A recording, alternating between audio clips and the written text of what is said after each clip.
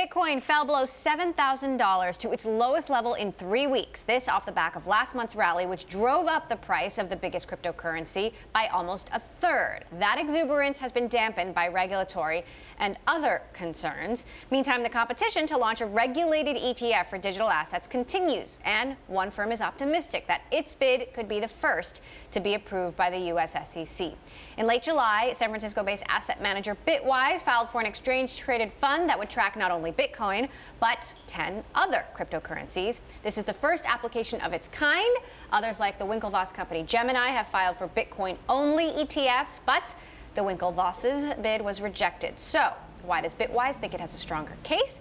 Bitwise Asset Management CEO Hunter Horsley is with me here now. So why do you think you have a better shot here? Thanks, Emily. Yeah, so the news from us is that we just filed the first ever S1, so it's a prospectus, for the first cryptocurrency index fund ETF. So the distinction here is, since 2013, people have been filing for ETFs that would just track Bitcoin, that would just provide investors with exposure to Bitcoin. And we filed for an index product, so it'd have a basket of 10 coins. We've been managing a private version of the fund that's open to investors today since last year. And in our experience managing that product, our feeling is that the issues that you have to get comfortable with to approve an ETF, a listed vehicle, custody, trading, taxes, how you value the assets, these are all things we've been dealing with since launching our private vehicle last year, and we think that you can effectively operate a public vehicle. I've got a chart here. My GTV library is showing the price of Bitcoin compared to the other top coins year to date. Obviously, we know there's been a slide. Do you think if something like this was approved, that would help the price? Yeah, so one of the ways to think about prices in crypto is simple supply-demand.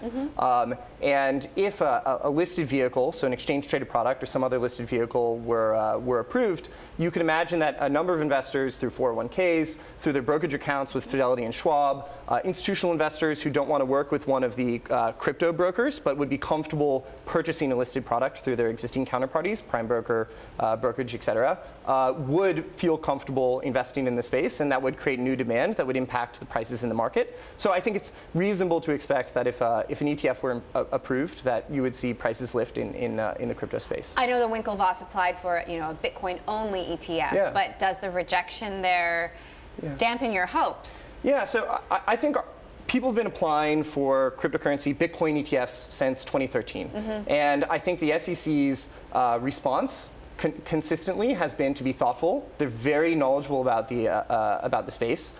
They actually put out a letter in January outlining 32 questions that they would have to get more comfortable with to approve a product.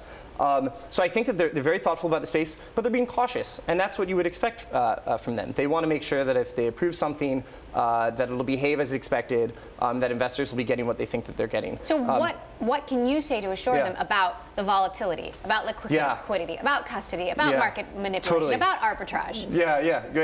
Those are the issues. So custody, volatility, marking the price. I think that all of those things in our experience operating a vehicle are in a place now where you can securely and effectively operate a vehicle. So we look forward to having conversations about this with the SEC, but there was just an exchange in Asia where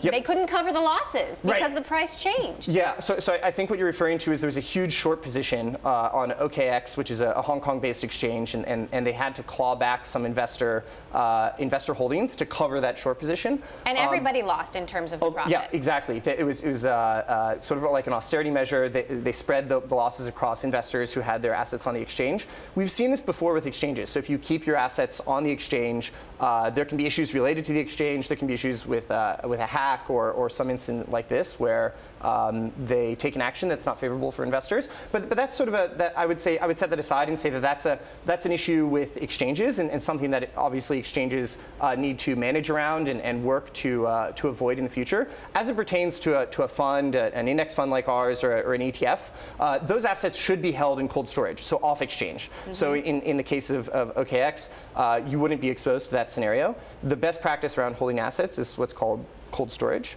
and there are a lot of options available for that today. Nomura announced a joint venture where they would be offering a cold storage solution, and so our feeling is that those issues are in a place where you can effectively manage a vehicle.